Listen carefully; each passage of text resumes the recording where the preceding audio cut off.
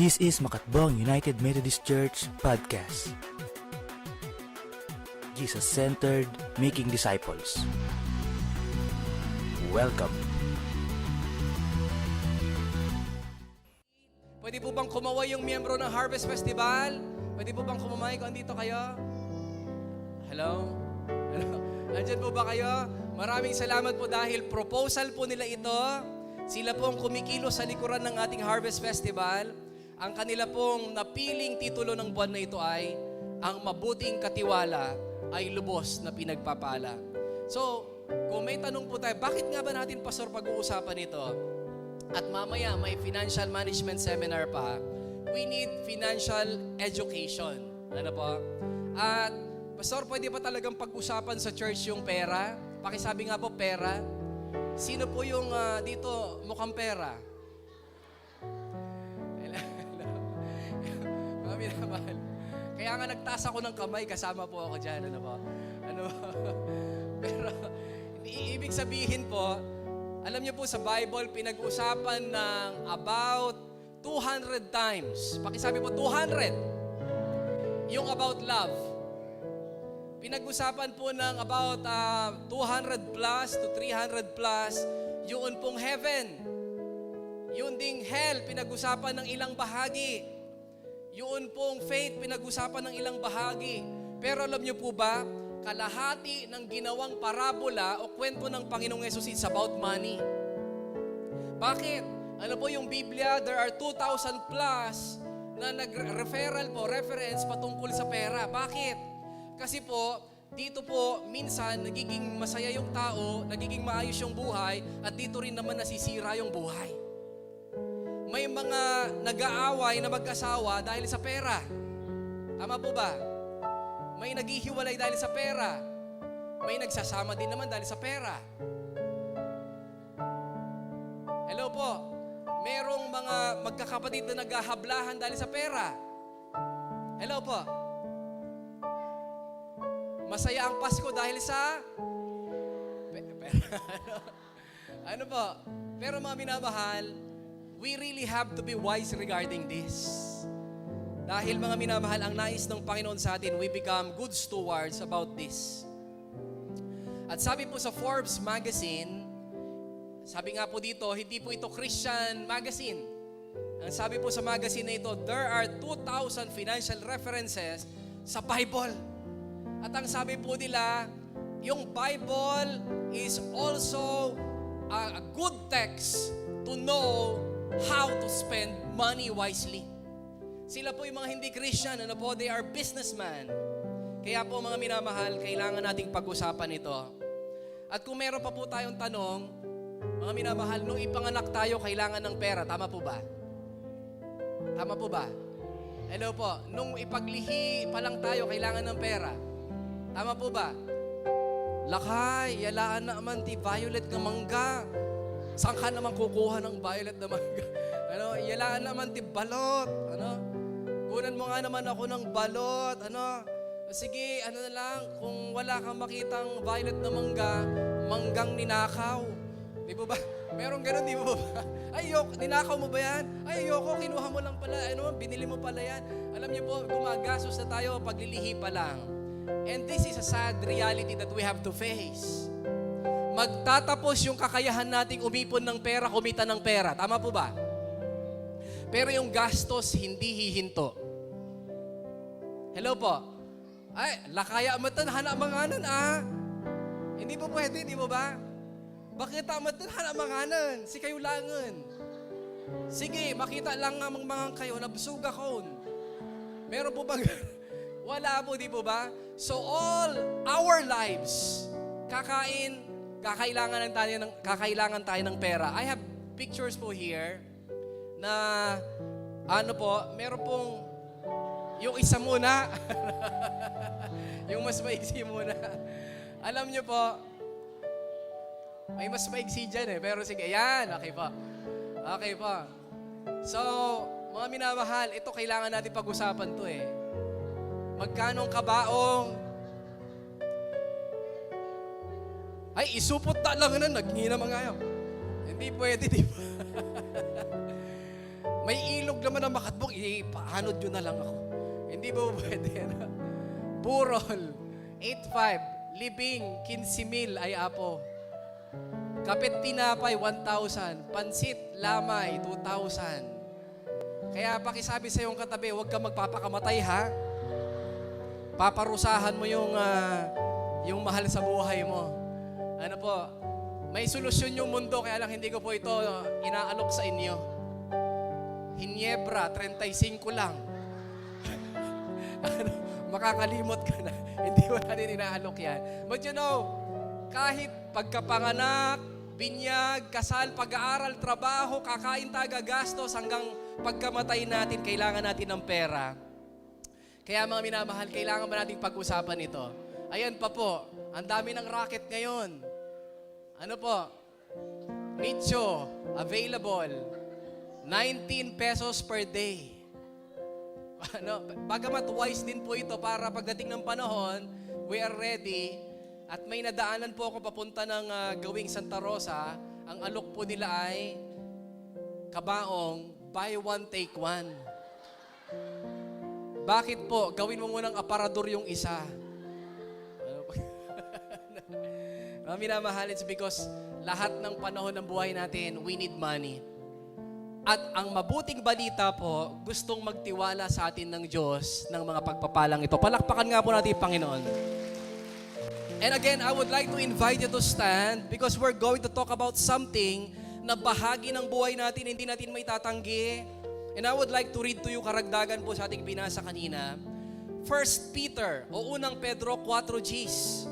Ang sabi po dito, ayon sa biyaya, pakisabi nga po biyaya. Yung biyaya, tinatanggap natin, karapat dapat man tayo o hindi, sa laki ng pagmamahal ng Diyos sa atin. Biyaya, mga umagang ginisnan natin. Mga trabaho, lakas ng loob, lakas ng pangangatawan. Sabi po dito, ayon sa biyaya na tinanggap ninyo, ay ipaglingkod ninyo ito sa inyong kapwa. Maglingkod kayo gaya ng mabuting katiwala sa masaganang biyaya ng Diyos. Can anyone say amen? Alam niyo mga minamahal, hindi inaasahan ng Diyos yung wala sa atin. Hindi po inaasahan ng Diyos yung wala sa iyo, kapatid. Ano po? At mga minamahal, hindi naman niya hihingin o hahanapin sa atin yung hindi niya binigay sa iyo. O hindi niya pinagkatiwala sa atin. Ang magandang bagay, pinagkatiwalaan niya na tayo at inaasahan niya tayo bilang ating pasasalamat, ating ibalik itong mga bagay na ito para sa Kanya sa pamamagitan ng tamang pag-iingat, paggugol, paggamit, at sa ating mga paglilingkod. Pwede po ba tayo yumuko at tayo po'y manalangin? Ama, kami po'y mag-uusap ng inyong mahalagang pagpapala sa amin. At nais namin na magtapos man ang buwan na ito, may bago kaming kalagayan. Na-improve kami dahil alam po namin, we have been, Lord God, good stewards, Lord, good stewards of your Lord God, of your provision, money, time, talento, Panginoon, lahat ito ay pinagkaloob niyo po sa amin. And we thank you. At gayon din, Panginoon, lalo pa namin hinihiling, turuan po ninyo kami because you have a wonderful plan for us.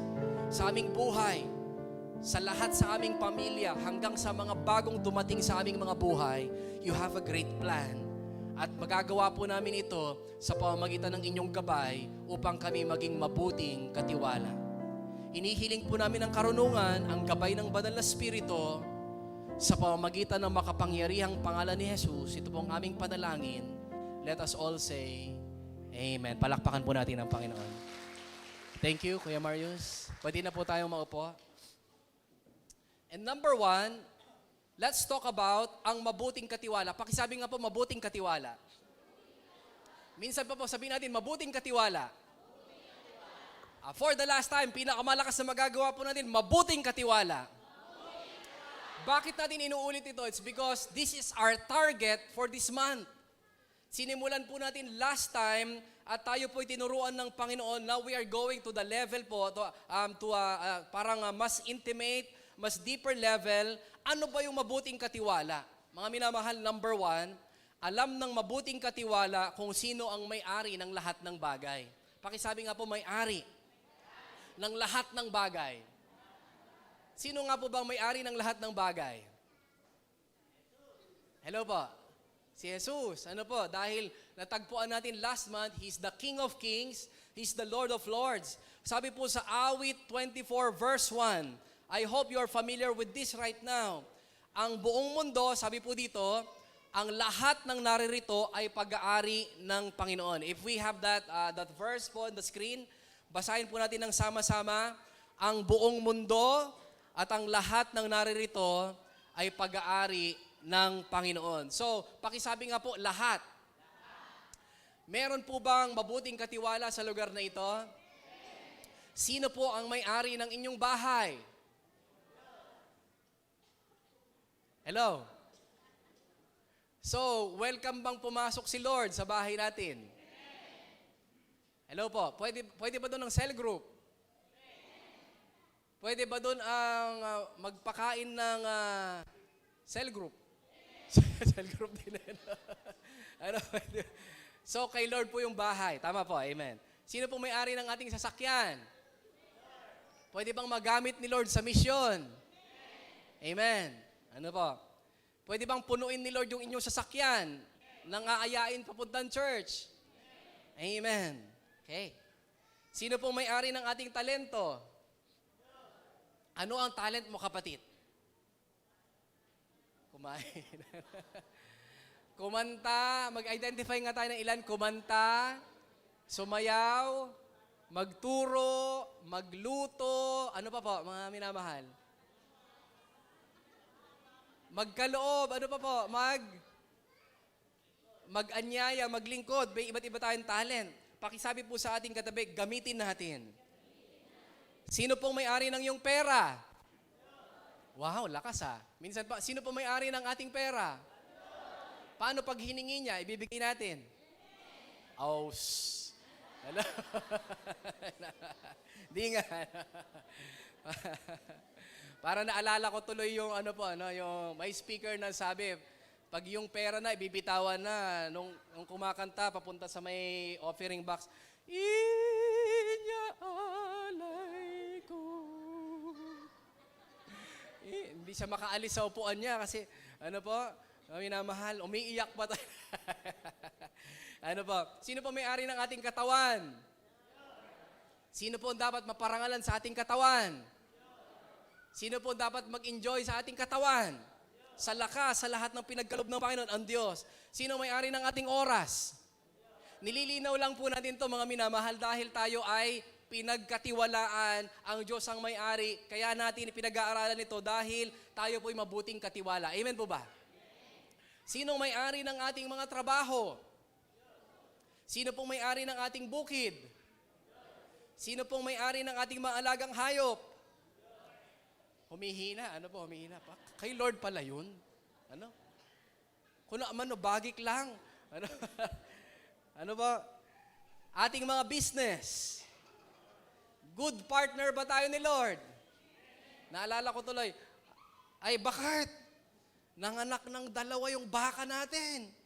Naku, kambal, purihin ng Panginoon. Dapat kay Lord yung isa. Ibigay natin kay Lord. Kinabukasan nakita nila, namatay yung isa. Ay, bakit? Namatay yung kay Lord. Yung kay Lord, si Lord ang nawalan. Paano mo nalaman? Basta. Pag kay Lord, ang hirap ng parang hirap pagtiwalaan. Kaya mga minamahal, meaning to say, at sana po, ideklara natin ito, sabihin natin, kay Lord ang lahat ng bagay. 3 beses nga po natin sabihin ng malakas. Sabihin natin, kay Lord ang lahat ng bagay. Kay Lord ang lahat ng bagay. Kay Lord ang lahat ng bagay. Sorry po. Na-interrupt ko kayo. Ipinagkatiwala lang po sa atin. Kaya ang tawag po sa atin, katiwala. Kaya ang tawag po sa atin, steward. Ipinagkatiwala lang po sa atin. Kaya po pala, nagalit si Yahweh kay Eva at Adan noong may kinain sila. Hello po. Hello, sa ibang anggulo, tignan po natin ito. Ang sabi ng Lord, Adan, Eva, mabalin nyo kanan, kainin nyo lahat ng pwede nyong makitang bungang kahoy sa buong hardin na ito. Kung may 1,000 punong kahoy doon, pwede nyong kainin, wag lang ito. Sabi po nila, pinagkakatiwala ko lahat sa inyo, wag lang ito. Hello po, nag-guess ba natin? Lahat, wag lang ito. Alam niyo pong ginawa ni Eva at Adan, sa lahat ng pwede nilang kainin, ang kinain nila, mula dito. Hello po, hello po. Hindi lang pala yun, rebellion. Hindi lang pala yun, mga minamahal, yung parang nagkasala sila. Mga minamahal, nagnakaw sila. Nagnakaw sila doon sa ayaw ibigay ng Diyos sa kanila. Dahil may tamang pagkakataon para sa kanila na ibigay ito, kaya lang nauna po sila. Kapag po nagsabi ng huwag ang Panginoon, pakisabi nga po huwag. Ito pala ay para sa kanilang proteksyon. Kaya pag sinabi po kapag huwag tumawid, protection pala natin ito. Kapag sinabi po pag naka-green yung lights, yun, pwede tayong dumiretso, pero pag naka-red na, ang sabi, huminto. Dahil pag dumiretso ka, may sasalubong sa'yo. It's for our protection. Pakisabi nga po, protection. Kaya lang, mga minamahal, akala nila nagdamot yung Diyos sa kanila. Ba't ayaw ibigay ni Lord ito sa atin? Mga minamahal, gusto pala silang proteksyonan ng Panginoon dahil kapag kinain nila ito, magkakaroon sila ng malay sa mali at tama. Darating naman sa kanila yung kasalanan, darating din kasama nito yung kamatayan. Kaya po sa lahat ng tao ngayon, ang intensyon sana ng Diyos sa Hardin ng Eden, mabuhay ng pangwalang hanggan yung tao. Kaya lang dahil sa kasalanan, dahil sa kanilang pagpili, pumasok ngayon yung kamatayan sa tao. Mga minamahal, ang una pong nagnakaw sa Diyos ay si Eva at si Adan. At hindi nila ito naintindihan, parang hindi naman si Lord, ba't pinagdadamot niya ito? Hindi nila alam na protection po pala, parang guard nila, parang guidepost po nila, yung pagsabi ng Panginoon sa kanila ng 10 Commandments. Yung utos na huwag magnakaw. Kaya para po bang yung bata, sino po dito napansin na sa bata kapag nanghiram ng laruan yung bata? Dinala natin sa isang bahay. Nilaro niya yung isang laruan. Tapos sabi natin sa bata, uwi na tayo. Tapos yung laruan, sabihin natin, isoli mo na. Ayoko. Hello po, bakit? Akin to. Hello po, isoli mo na, hindi sa'yo yan. Hindi akin to. Hello po, pag nagtagal na sa kamay ng bata yung isang laruan, kahit hindi kanya, akala niya, kanya na. Tama po ba? Hello po, sino dito nahiraman na ng damit? Hello? Dahil matagal niya nang sinusuot, akala niya kanya na. Isoli mo na. Hindi, akin na to. Hindi naman yan siguro ginagamit to. Akin na to. Hello po, pag nagtagal minsan sa atin yung isang bagay, akala natin, atin na. Nung ipinagkatiwala po kay Eva at Adan yung buong hardin. Hello po, akala nila, kanila na yung lahat ng bagay, sila na yung magdidesisyon. Kaya po, mga minamahal, kapag yung bata naglaro sa isang bahay, dinala mo doon, maya-maya, kip-kip niya na yung laruan. Sabi, isoli mo na. Ay, hindi mo na makukuha. Por Diyos, por Santo, matinding iyakan ang mangyayari. Hinihila mo na, ayaw ng bitawan. At ganun din tayo. Pakisabi nga sa iyong katabi, ganun din tayo. Kapag nagtagal sa atin yung pagpapala, akala natin, pinaghirapan ko ito eh. Dugot pawis ko ito. Hello po, minsan ito po yung ating nababanggit. Kaya kahit minsan si Lord na ang may-ari, pakisabi nga po, si Lord ang may-ari. At sabi ni Lord, anak, pwede bang, aba, Lord. Meron tayo sagot agad. Aba, Lord, ako nagtanim, ako nagpawis, kukunin mo. Hello po, mga minamahal, magtigil ka. Hindi na ako magsisimba kapag ganyan ng sermon. Kaya po, once a year lang natin ito pinag-uusapan. 1 month a year. Dahil po mga minamahal, we have to be reminded, sino ba may-ari? Dahil kapag hawak na natin minsan, ito na po yung nagiging snare sa atin, nagiging trap sa atin, at mamaya malalaman natin bakit trap. Pakisabi nga po, trap. Kaya po, humanga ako sa aking nakausap, paumanhin po, pero napahanga talaga niya ako. Kala ko sa ibang lugar lang natin ito maririnig. Sabi niya, kapag nakabenta ako ng 10,000 or 2.3 million, dumidiretso ako agad sa treasurer ng church namin, ibinibigay ko yung aking tithes. Yung aking ika po, sabi niya, bakit ko pagtatagalin sa kamay ko, hindi naman sa akin yun. Hello po? Tumatahimik kayo. Ano po, sabi po niya, ba't ko pagtatagalin sa kamay ko yun? Wednesday, nakabenta ako, sabi niya, punta agad ako sa treasurer. Mga minamahal, may gumagawa po nito sa atin. Ano po? Once na may matanggap, inaawas yung kay Lord, hindi akin ito, ibinibigay sa treasurer agad. Mga minamahal, ito po, last week, nasa lubong ko siya. Ano po, kasama ko yung aking mga kaklase sa Wesleyan. Ang sabi po niya, Pastor, sabi niya, tuwan-tuwa siya, Pastor, may benta uli ako, wini-withdraw lang sa BDO, 300,000, sabi po niya. Grabe namang benta yun, ano po? Kaya, mga minamahal, pakitignan nga yung iyong katabi. Mata sa mata. Yung matagal. Titigan mo ng medyo yung parang nanlilit yung mata mo. At sabihin mo sa kanya, hindi, joke lang. Yung mabuting katiwala, alam niyang katiwala siya. Hindi siya ang may-ari. Pakisabi nga, hindi akong may-ari. Ang Diyos ang may-ari. Number 2, mga minamahal, may layunin ang Diyos, ba't ka pinagkatiwalaan? Ang sarap pong pagtiwalaan, di po ba? Mga minamahal, ang sarap po na may magtiwala sa atin. Ay, pwede bang ikaw mag-pray? Ang sarap pong, wow, pinagtitiwala. Ikaw nga mag-preach. Wow, ang sarap. Mga minamahal, and I started with that. Nung pong bata ako, 15 anyos po ata ako, sabi nung aming pastor, ikaw nga mag-lead ng prayer meeting, ano po, and alam niyo po, grabe kinakabahan po ako, pero when it happened, nangyari po ito, natapos, masayang-masaya ako, ang sarap pagtiwalaan. Pakisabi nga po, kasarap pagtiwalaan.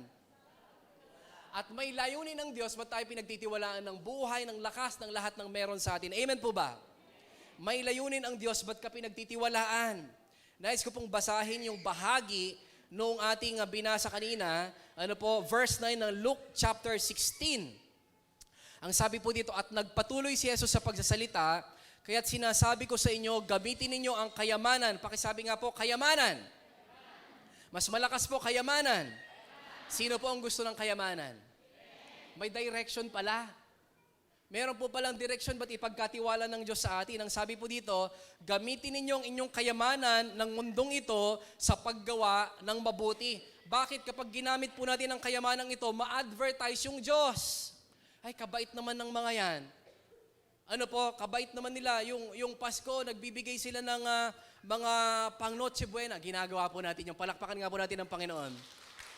Sa mga alam natin na marahil hindi makabili ng pang Noche Buena, nagpapamigay po tayo, may ginagayak tayong pagkain every week, meron tayong mga paglingap po sa mga balo, mga minamahal, sasabihin ng iba, ay, kababait naman ng mga yan, gusto kong makilala yung Diyos nila. Sino po na-advertise?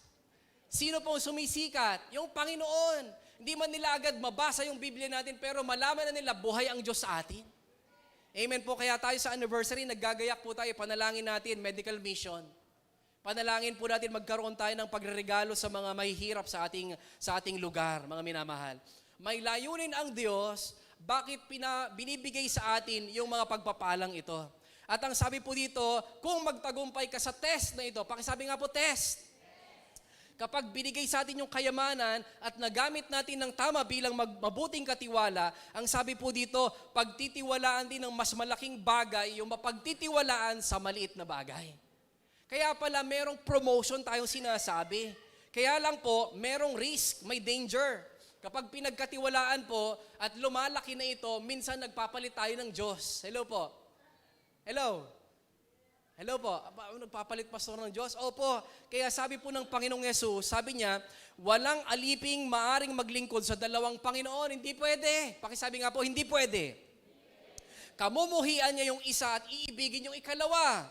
Paglilingkuran ng tapat yung isa at hahamakin yung ikalawa. Ang sabi ng Panginoong Yesus, hindi kayo maaring maglingkod sa Diyos at kayamanan. Ano po ibig sabihin? Mamimili ka talaga ng isa. Hindi pwedeng dalawa ang Diyos ko, hindi rin po papayag yung Diyos. Mga minamahal, kaya po yung kayamanan ay mabuting alipin, pakisabi nga po, mabuting alipin, masamang amo. Talagang aalipinin ka niya. Mga minamahal, ang layunin po ng kayamanan na dumarating sa atin ay gagamitin sa paggawa ng mabuti. Pakisabi nga po, paggawa ng mabuti. At mga minamahal, somehow maisip man natin, kailangan ko rin naman i-treat yung aking sarili. Tama po. I-treat yung ating sarili, you deserve that. Bigyan ng pampering yung iyong sarili, you deserve that. Tama po, mga minamahal. Okay lang po ito. There are times that para ma-release ka naman, sometimes you have to buy your own. Kumbaga, mabili nga naman akong t-shirt o bili naman ako ng favorite food ko to release. Magkaroon ka naman ng time to pamper yourself. Tama po yun. Pero mga minamahal, dahil sa nangyayaring ito, kapag lumabis, meron daw po tayong tinatawag na consumerism effect na tinatawag. Kaya daw may mga bagong sakit po, hindi po natin na sabihin na kaya ka may ganito, ay dahil ganito ka. Hindi po yun, Sa pag-aaral, kaya daw po may maraming, kumbaga, cases ng diabetes ngayon dahil, ito po, because of eating so much. Sabi po ng pag-aaral, hindi po ito para hatulan kung sino man. At eating so delicious, expensive, sweet foods. Ang nakakabili lang daw po ng matatamis na pagkain like cake, etc., ay yung meron talagang pambili. Yung case naman ito nangyayari sa may mga pambili. So may tinatawag po dito na part ng pag-unlad, sumasabay itong mga sakit na ito. Pero mga minamahal, hindi po natin gustong hatulan ng sino man, kasabay po ito ng pag-unlad. Pero mga minamahal, I pray, kung meron ka mang diabetes ngayon, I pray, the Lord's hand will be upon you. Amen po ba? Because still, our God is a healer. Ito lang po ay bunga ng pag-aaral. Ano pa po? Pwede ba natin ipakita? Meron pong bunga yung excessive na pagiging materialism na, yung pagiging mahilig sa material na bagay. Materialism is making millions of us feel joyless. Ano po ang sabi ng isang pag-aaral? Yun pong materialism, yung so much pampering of self. Talagang magtatrabaho so that maka-avail ng mga ganitong bagay. Ang sabi po, iniiwan naman niya tayo na joyless. Ano po ba yung joyless? Sa halip na maging masaya, nagiging kinakabahan lagi, nagiging kumbaga ba interesado for more and more. At kapag hindi niya nakuha yung isang bagay, that person will become depressed. Kaya pala ang observation sa mundo, kahit sa mayayamang bansa, so many cases of depression. Pakisabi nga po, depression. Kaya pag nawalan po sila ng pera, hello po, sa US, nung bumagsak yung economy po nila, talaga pong may mga nagde-declare ng bankruptcy, may naglalagay na po ng karatula sa kanilang dibdib, I'm broke, help me. Mga minamahal, bakit po hindi po sila, kumbaga, sanay sa kahirapan? Sa Pilipinas daw po, mga minamahal, wala yung naglalagay ng I'm broke, help me. Bakit po? Hello? Sino po makakasagot? Bakit po? Sanay tayo eh. Hello? Sanay tayo. Sanay tayo na dumadaan sa hirap. Sanay tayo dyan. But in rich countries, kapag yung kanilang, yung economy biglang bumagsak, grabe, hirap nila kasi sanay sila sa yaman. And kapag may nawala, may hindi sila nakuha, they are so depressed. Kaya po ang tawag po sa isang libro naman, stuffocation. Akala niya, kapag mas marami siya, mas masaya siya. Suffocated na pala. While believing na kapag meron akong ganito, ganyan, lahat-lahat, I will be happy, pero lalo naman pala siyang nalulungkot. Lalo naman siyang nadidepressed. Kaya po mga minamahal, itong atin pong pamimili kung sino ang Diyos. Yung Diyos ba talaga o kayamanan, ito'y nauuwi sa pagiging sakim. Pakisabi nga po, sakim. You want more and more. Pero mga minamahal, if you want more disciples, more believers, hindi po nakakadamage yan. Pakisabi nga po, more. Pero pag greed na, pakisabi nga po, greed. Ito po ay nakakatakot na. Bakit po? Yung, kumbaga, napapalitan na yung Diyos. At hindi lang po ito sakit ng mayaman o ng meron sa buhay, lahat tayo ay pwedeng maging biktima ng greed. Pakisabi nga po ulit, greed. Kung mas mahal na natin ang trabaho, business, o libangan, ma-avail mo dahil may pera, this becomes greed. Sabi po ng pag-aaral na ginawa, ang gamot sa greed o kasakiman ay bitawan ang dahilan ng pagiging sakim. Pakisabi nga po, bitawan. Mga minamahal, ito po yung mga ilang tanong. Kaya mo pa bang bitawan ang trabaho? Halimbawa, sabi ni Lord, bitawan mo yung trabaho mo. Hindi, Lord. Hello? Hello po? Nagagets niyo po ba ako? Pag uwi niyo po, magagets niyo ito. Kaya mo bang bitawan yung iyong pera? Kumikita ka ng malaki. Pero sabi ni Lord, anak, meron akong new plan for you. Hello pa? Andiyan pa ba? Parang ang hirap nung pinag-uusapan natin. Kumikita ako ng malaki, Lord, pahalisin mo ako dito? No, I have a new plan for you. Ngayon po nadidistinguish na natin sino yung Lord. Yung income pa ba o yung Lord? Hello? Hello po? Andyan pa po ba kayo? Kung nagigets nyo po, can you say amen? Kaya mo ba bang bitawan yung schedule mo kung sabihin ni Lord? Amen. Ano po, kaya mo pa bang ayusin yung iyong priorities kung sabihin ni Lord? Ibig sabihin, ang nasusunod pa rin si Lord. Ano po, hindi yung business, hindi yung trabaho, hindi yung pera, hindi yung schedule, but si Lord. Kaya po sabi ni Jesus, walang aliping maaring maglingkod sa dalawang Panginoon. You really have to choose. Ano po, kabumuhian niya yung isa at iibigin niya yung pangalawa. Pastor, paano ba malalaman kung greed na ito? Paano nga po ba malalaman kung greed na? Malalaman mo kung greed na ito kung nasa grade 1, grade 2, grade 3. Grade 4 ka na. Ano ba? Ang hirap naman ng joke na yon. Ano naman? Ano ba? May grade 1, grade 2. Ano po? Number 3. Pakisabi nga po, number 3. Ang tugon po natin ay igalang yung may-ari. Pakisabi nga po, may-ari. At hindi ako. Ang sabi po ng Panginoon, sa Malakias 3:8 at Gs, ang tanong ko naman, mabuti bang pagnakawan ng tao ang Diyos? Tanong ko po, mabuti bang pagnakawan ng tao ang Diyos? Definitely. Yung nangyari po kay Eva at Adan, hindi yung plano ng Diyos. Nangyari dahil sa kagustuhan po ng tao. Ang mabuting katiwala, hindi na nakawan ng may-ari. Ngunit sabi po ni Yahweh, hindi, tama kayo dyan. Hindi dapat pagnakawan ng Diyos. Ngunit pinagnanakawan ninyo ako. Sabi po niya, sa paanong paraan? Sabi po ng mga tao, sa 10 bahagi at mga handog. Ano po ito? For your tithes, through your tithes and offerings. Isinumpa ko kayong lahat sapagkat ako'y pinagnakawan ng buong bansa. Dalhin ninyo ng buong buo ang inyong 10 bahagi sa tahanan ng Diyos upang matugunan ang pangangailangan sa aking tahanan. Subukin ninyo ako sa bagay na ito. Dito lang po naghamon ang Diyos. Sabi niya, subukin ninyo ako sa bagay na ito kung hindi ko buksan ang mga bintana ng langit at ibuhos sa inyo ang masaganang pagpapala. Sabi niya, something happened with you, pero I have the solution. Can you trust me with this? Kaya niyo ba akong pagtiwalaan dito at saklolohan ko pa kayo? Kahit na meron po tayong pagkakasala, God is always offering a way out. Solusyon. Pakisabi nga po, solusyon. Pinagnakawan po ng Israel yung Panginoon sa pamamagitan ng tithes and offerings. Ano po ba yung tithes? Ito po hindi sa atin ito. From 100%, ito po yung 10%. Gaano kalaki po yung sa Diyos? Ulitin ko po, gaano kalaki yung dapat sa Diyos? Sige po, mas malakas kung sure kayo sa sagot na ito. Gaano po kalaki yung sa Diyos? Sasagutin ko po, ang sa Diyos ay 100%.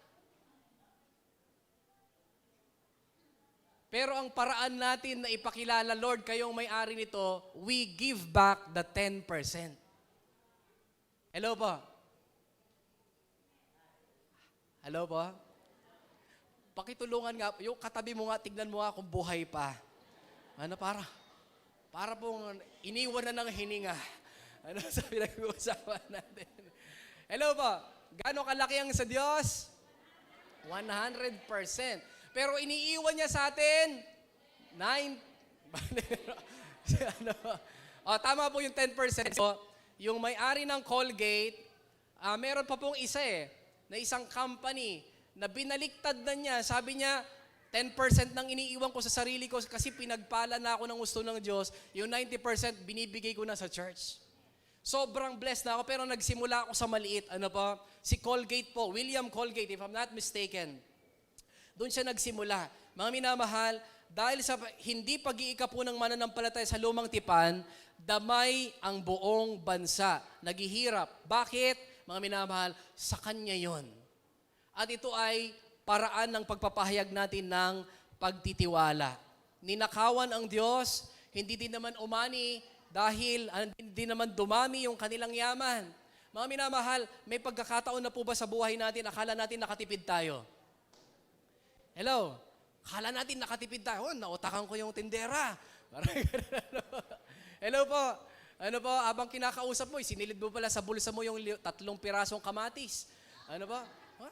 Nautakan ko siya. Ano ba? So, sa galing mo makipag-usap, natawaran mo. Ano? Magkano to? 20. Pwede bang 10 piso na lang? Ano po? O sige, 11. Ano, nakipagtawaran ka. 12. Ano? Sa inis sa'yo nung tinder, kunin mo na nga. Ano po? Pag uwi mo, nautakan ko siya. Pero pag uwi mo, pakiramdam mo, hindi ka naman masaya talaga. Ano, parang may niloko ka. Ano, meron kang kumbaga tinapakan. Ano po, at sabi po ni Pastor Ed Lapis, akala natin, ano po, nagkaroon tayo ng ganansya, pero sa loob ng espiritu natin may nabubulok. Hindi natin alam kasi we are operating in a spiritual realm na hindi man natin nakikita. Akala natin sa mundong nakikita natin, ganansya mo, nanalo ka, kumita ka, pero sa loob ng espiritu may nabubulok na. Nalulugi ka na. Ano po mga minamahal? Kaya po sabi sa aklat ng Hosea, ano po, sabi po dito sa aklat ng Hosea, parang butas ang inyong sisidlan. Akala ninyo may maiuwi kayong ani pero nahuhulog lamang. Why? It's because meron tayo maari na kinukuha na hindi para sa atin, kundi sa Diyos pala. Hindi pala pwede yung ipagkait mong dapat para sa Diyos, para sa yung yung mga trabahador, ipagkait mo, totoong uunlad tayo, hindi po. Sapagkat ito, sa kaloob-looban natin, maaaring umuunlad tayo sa panlabas, pero sa ating panloob, nalulugi na talaga tayo. And it will appear later on. Ngunit kung unahin ang pangangailangan ng templo, uunlad din ang buhay ng mga mananampalataya. Pwede po ba tayong tumayo? Have you learned something today? Amen po ba? Meron po bang mabuting katiwala sa lugar na ito? Alam niyo po, mga minamahal, baka merong sumisiksik sa ating isipan, Pastor, mahirap lang po kami. And I cannot do that. Alam niyo po, pwedeng ito, valid concerns natin ito. Baka bukas iniisip natin, saan ako kukuha? Saan kami kukuha ng pagkain? We have valid concerns. Alam po ninyo, may naalala tuloy ako na bahagi ng aking buhay. Katuloy po ito nung kwento na may mga dumalaw na Koreano sa church na ang tawag po nila ay chicken house. Naalala niyo po ba yung kwento na ito? Bigla silang dumating at tanong sa akin, where's the church? Tinuro ko po yung church na kawayan. Kawayan din yung upuan, at meron lang po kaming takip na yung itim na goma. Yun po yung bubungan, yun po yung aming kapilya, yung aking pangalawang destino. Ang sabi po nung mga Koreano, is this the church? It looks like a chicken house. Mukhang bahay ng, sabi po nila. Sabi po ng mga Koreano. Pero nung nalaman po nilang kapilya yon, pinasok po nila. Grabe, pasok po sila, mga estudyante, mga missionaries, mga batang pastor, pumasok po sila, nung walang maupuan po yung iba, tumayo po sila, pero nasa loob sila ng maliit na kapilyang ito. At nanalangin. Nung malaman po nilang kapilya ito, nag-pray po sila doon. Tagal, ang ingay nila. Kamsahamnida, blablabla, maingay po sila mag-pray. Abuji, kamsahamnida, abuji, Pero mga minamahal, doon po sa lugar po na yon, sa chicken house na yon, na tinatawag nila, doon po ako nagpapastor. And once a week po, ang aking tinatanggap na pagmamahal po nila, pahayag ng kanilang pagsusukli, dahil iilan lang po sila, 300 pesos a week. 300 pesos a week, nagsiseminaryo po ako, binata pa at kailangan din pong pambili ng gel. Kailangan ko rin naman magpagupit. 300 a week, po? Garal po ako ng masters noon. Pero dahil po gipit yung kanilang kalagayan, yun din yung kanilang maibigay. Pero alam niyo po, mga minamahal, they are exercising through the grace of God yung good stewardship. Pero sa kabila po nung gano'n yung aking tinatanggap, uuwi pa po ako ng Kabanatuan, nag-aarkila minsan ng 60 pesos palabas doon sa barangay na yon papunta sa bayan ng Aliaga para makasakay ng napakabilis na Aliaga bus. Ano po? Sobrang bilis po nun. Talagang nalulula ako kapag ano po? Mga minamahal, gipit. Pero alam niyo po, I have decided deep in my heart, Lord, pipiliin ko pa rin. Hindi man po perfecto, pipilitin ko pa rin pagtiwalaan ka sa akin tinatanggap. Alam niyo po, nung araw po na yon, yung mga Koreanong dumating, nag-pray, pagkatapos po nilang mag-pray, aalis na, grabe ka ako.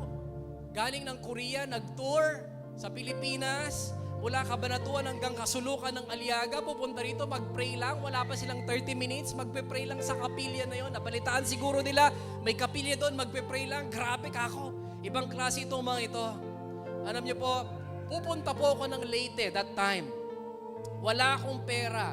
Kung magre-rely ako sa 300 pesos, bilang advisor po ng MYF District po noon, kasama ako pupunta sa National Convention ng Kabataan, wala akong pera. But you know, that day, nung dumating po itong mga Koreano na ito, matapos po silang mag-pray, nagpaikot, nag-uusap, karamihan, kabataan, mga estudyante, tapos po lumapit sa akin at naramdaman ko may inipit sa kamay ko, aba, pera po, mga minamahal. Ang sabi ko sa kanila, no. Do I look poor?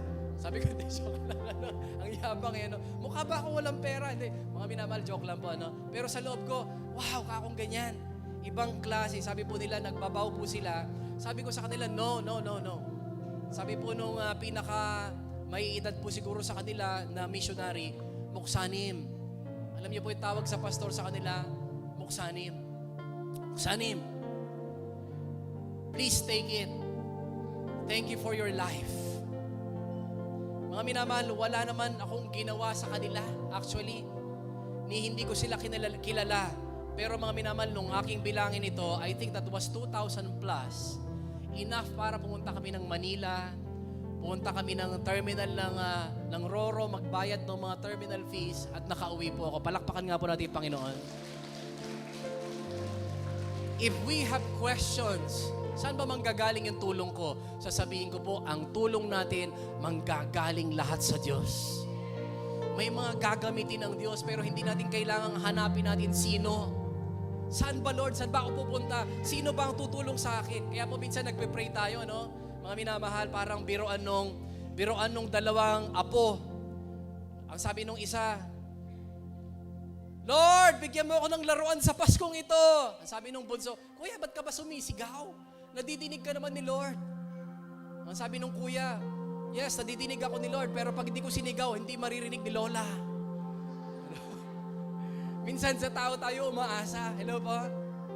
Hello po? Andyan pa po ba kayo?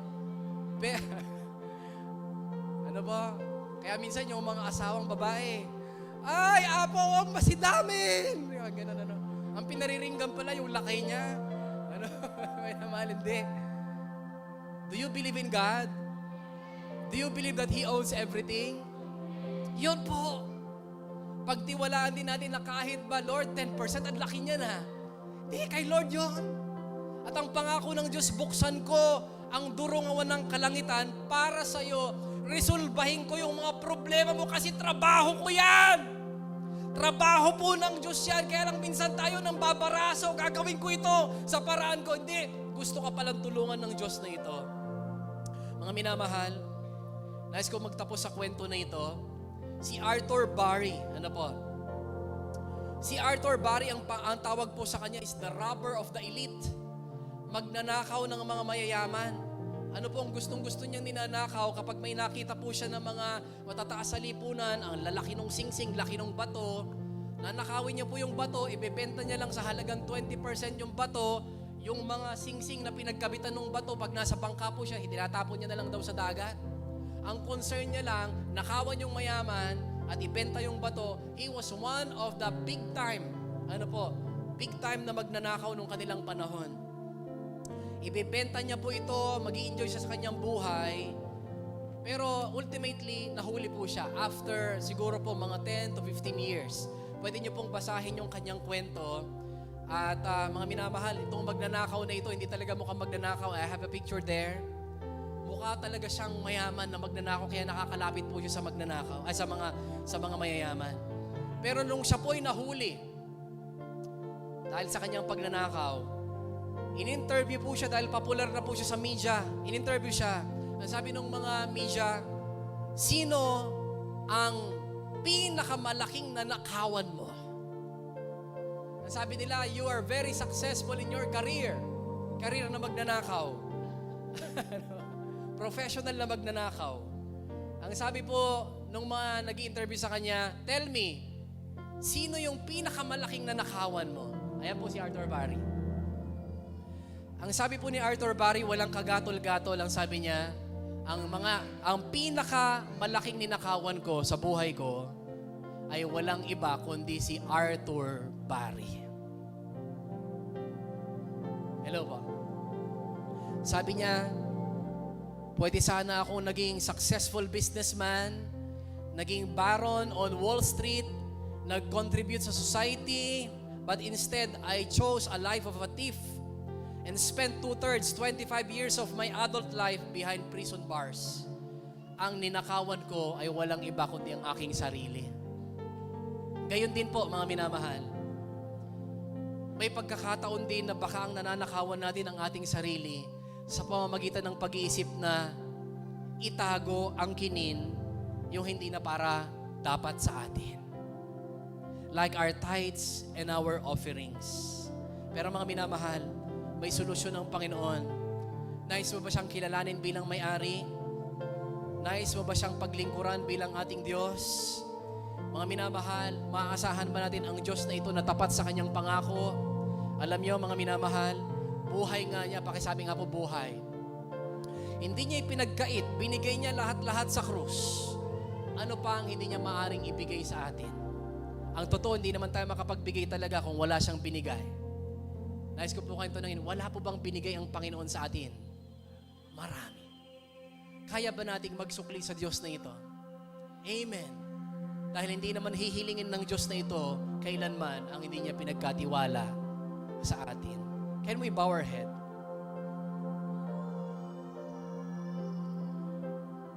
Lord God, we thank you dahil, Panginoon, sa loob ng taon na ito, minsan pa, sariwain namin ang katangiang gusto mong patuloy na maging kakabit ng aming pangalan bilang mga mananampalataya. Panginoon, nais naming maging mabuting katiwala dahil, Panginoon, nais naming irepresenta ka sa mundong ito. Panginoon, naniniwala kami that you are willing, Lord God, to give much more than what we have right now. Dahil ito po ang inyong katangian, Diyos na mabuti, Diyos na makapangyarihan sa lahat. Isang salita, isang pitik lang ng inyong kamay, maaring bumuo sa amin ng pagpapala. Pero ang aming kahilingan sa inyong kabutihan na ito, Lord God, maging mabuting katiwala kami, magningning kami bilang inyong mga lingkod sa ibabaw ng lupa na ito, Panginoon, sapagkat may plano ka, Panginoon, sa mahihirap, sa dumadaan sa pagsubok, sa may mga problema, dahil ikaw ang solusyon, Panginoon. Makita rin namin na habang pinagtitiwalaan namin kayo, lalo naman kayo, Panginoon, na nagagalak na pagtiwalaan kami nang higit pa sa aming nakita sa nakaraan, Panginoon. Kaya, Panginoon, pinagkakatiwala namin ang aming mga puso, isipan, may mga tanong man, Lord, paano ito mangyari sa aming buhay? Meron kaming mga pagsubok na pinagdaraanan, pero nagpapasalamat kami, kumikilos na kami sa mundo ng pananampalataya ngayon. Hindi na sa natural na mundo, Panginoon. Hinangon nyo na kami at meron kang paraan na sa spiritual na mundo lamang magkakaroon ng solusyon, mangyayari, Panginoon. Tulungan nyo kaming bilang mabuting katiwala, Panginoon, ay makita nga namin sa aming mga buhay na kayo ang Diyos na nagsabi, Panginoon, bubuksan ko ang durungawan ng kalangitan upang ibuhos sa inyo ang masaganang pagpapala. Aalagaan ko ang inyong mga pananim at ang inyong mga alagang hayop. Ilalayo ko sa peste at makikita ng buong bansa na kayo nga ay pinagpala.